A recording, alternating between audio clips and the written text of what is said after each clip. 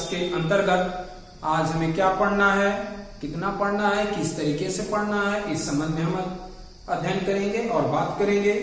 तो सबसे पहले हम आपको बता दें कि प्रारंभिक शिक्षा के नवीन प्रयास के अंतर्गत आपको पढ़ना क्या है।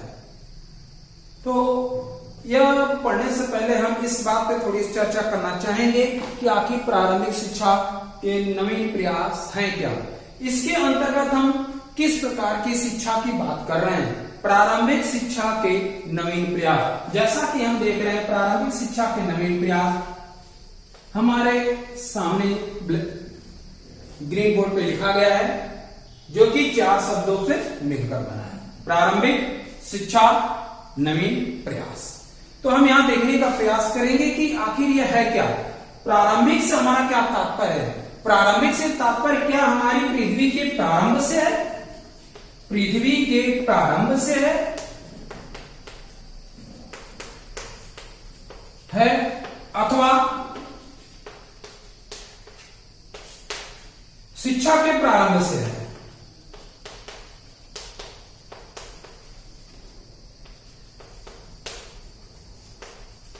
यहां पे इस बात पे विचार करना नितांत आवश्यक है कि प्रारंभिक का तात्पर्य यहां क्या है।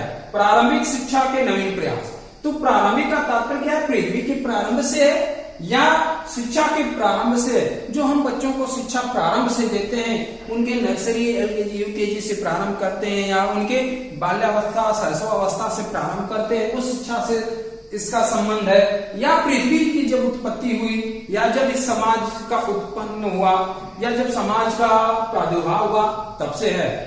तो इस बात को आप बिल्कुल ध्यानपूर्वक समझ लें कि यहाँ प्रारंभिक का जो तात्पर्य है वह हमारे प्रारंभिक शिक्षा से है, अर्थात शैशवावस्था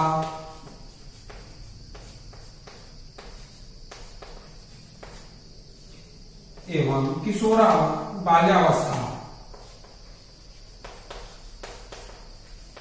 के शिक्षा से है। अर्थात बचपन में जो शिक्षा दी जाती है, इस शिक्षा का संबंध हम प्रारंभिक से लेते हैं। शिक्षा, जैसा कि आपने फर्स्ट सेमेस्टर में पढ़ा, शिक्षा किसे कहते हैं। शिक्षा जो है हमारा एजुकेशन शब्द का हिंदी रूपांतरण है, आप पढ़ चुके होंगे। अगर आपको और इस संबंध में जानकारी चाहिए तो आप तब बुक्स चेक कर सकते हैं या हमारे चैनल के पुराने वीडियो को आप देख सकते हैं। इसके बाद आते हैं नवीन प्रयास। तो नवीन का क्या तात्पर्य है। यहां नवीन का तात्पर्य यह होगा कि जो हमारी परंपरा है, जो हमारी बनी बनाई कसौटी है, उसके इतर कुछ नया प्रयास करना।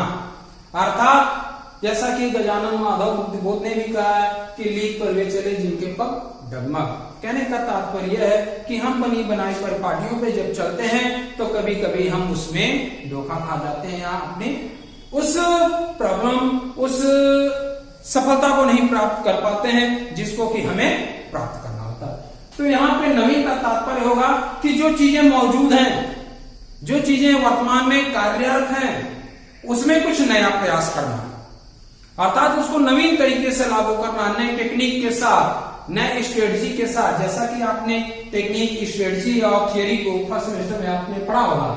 इसके बाद प्रयास अर्थात ट्राई करना। हम उस चीजों के बारे में ये नहीं कह सकते कि जो चीजें हम लागू कर रहे हैं वह 100% सफल होती हैं, और हम सिर्फ प्रयास ही कर सकते हैं। प्रयास करेंगे, सफलता मिलेगी नहीं मिलेगी वो तो बात की बात है, बट हमारा एक मात्र लक्ष्य क्या होना चाहिए, प्रयास। हम चीजों को प्रयास करते हैं। तो प्रारंभिक शिक्षा के नवीन प्रयास के अंतर्गत हम देखते हैं तो ये पाते हैं कि हमें जो शिक्षा देनी है और जो शिक्षा ग्रहण करनी है वह क्या है, शैशवावस्था या बाल्यावस्था की शिक्षा के बारे में बात करनी है यहाँ पे। क्यों? क्योंकि जैसा कि आप वर्तमान समय में देख रहे हैं हमारे प्राइमरी स्कूल्स या अदर स्कूल जो नर्सरी हैं, जो इंग्लिश मीडियम जो सेकेंडरी स्कूल्स हैं, उनकी बात मैं नहीं कर रहा हूं। जो प्राइमरी स्कूल हैं प्रारंभिक शिक्षा के लिए, प्राथमिक विद्यालय जो हैं वह तो स्थापित कर दिए गए हैं सरकार की तरफ से। वेल एजुकेटेड वहां पे अध्यापक हैं, प्रशिक्षु हैं, बट वहां पे उस शिक्षा का सही तरीके से संचार और स्वीकरण या प्रभाव नहीं हो पा रहा है। क्यों? क्योंकि वहां पे जो टेक्निक है हम उसको नए तरीके से लागू नहीं कर रहे हैं।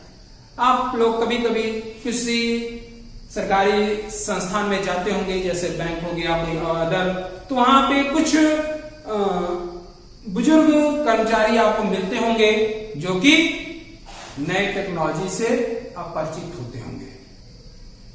तो कहने का तात्पर्य यहां पर यह है कि हम शिक्षा में जो पुरानी परिपाटी है, जो पुराना तरीका है, उसको बदल के नए तरीके से नए शिक्षा को हम लागू करें तो हमारा जो प्रारंभिक शिक्षा है वह गुणोत्तर सुधार की तरफ आगे चलेगा।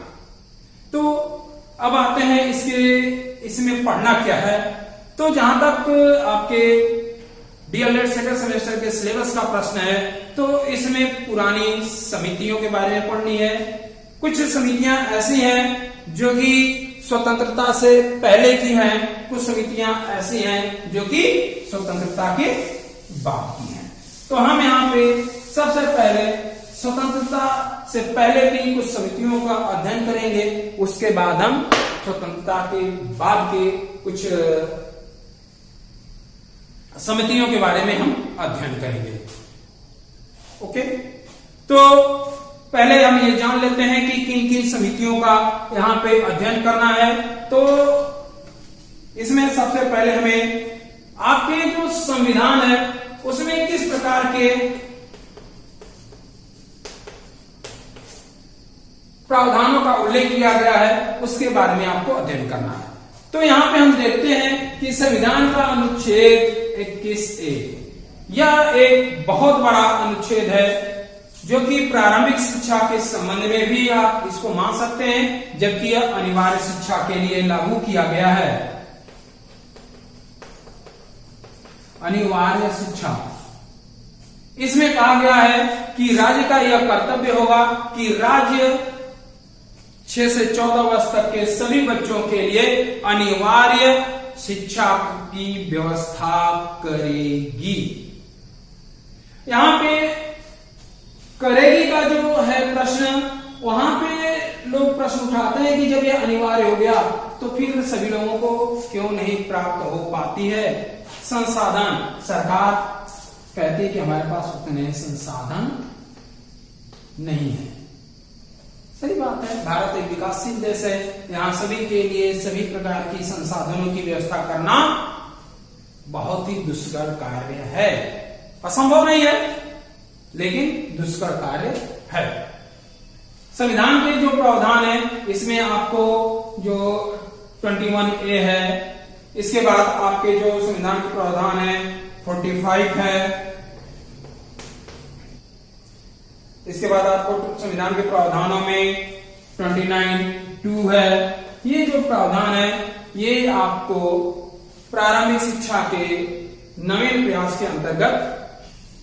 अब हम बात करते हैं स्वतंत्रता पूर्व के शिक्षा में, प्रारंभिक शिक्षा में किए गए प्रयासों के संबंध में।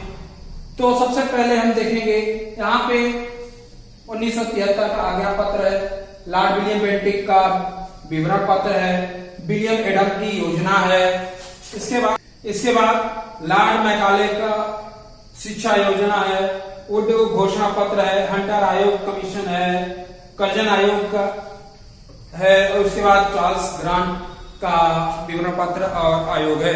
ये सब प्रारंभिक शिक्षा के संबंध में अपने विचारों को, अपने सुझावों को, अपने सुधारों को उन्होंने लागू किया है, जिसका कि हम एक एक करके इस प्रारंभिक शिक्षा के नवीन प्रयास के अंतर्गत पढ़ेंगे। इसके बाद स्वतंत्रता पश्चात के बारे में हम अध्ययन करेंगे। तो स्वतंत्रता पश्चात में जब आप पाएंगे तो जब भारत स्वतंत्र हुआ उसके बाद से जो प्रयास किए गए उसको हम इसमें रखते हैं। जैसे कि हमारा कोठारी आयोग है, भारतीय शिक्षा नीति है, मिड डे मील है, प्रौढ़ शिक्षा केंद्र है, सर्व शिक्षा अभियान है। इस तरह के बहुत सारे अभियान हैं जिसका कि हम एक एक करके अध्ययन करेंगे। अगले वीडियो में हम प्रथम अध्याय के बारे में अध्ययन करेंगे कि प्रारंभिक शिक्षा के नवीन प्रयास, इसके अर्थ, परिभाषा, इसकी उपयोगिता, लाभ के बारे में अध्ययन करेंगे। इसके बाद संवैधानिक प्रावधानों के बारे में अध्ययन करेंगे। फिर स्वतंत्रता पूर्व क्या क्या समितियां, क्या शिक्षा थी, उसके बारे में अध्ययन करेंगे। उसके बाद संविधान के पश्चात क्या हुआ, उसके प्रकार की शिक्षा समितियां लागू की गई, उसके बारे में अध्ययन करेंगे। और इस प्रकार से आपका पूरा प्रारंभिक शिक्षा के नवीन प्रयास डीएलएड सेकंड सेमेस्टर का सेमेस्टर जो पाठ्यक्रम है समाप्त हो जाएगा। धन्यवाद।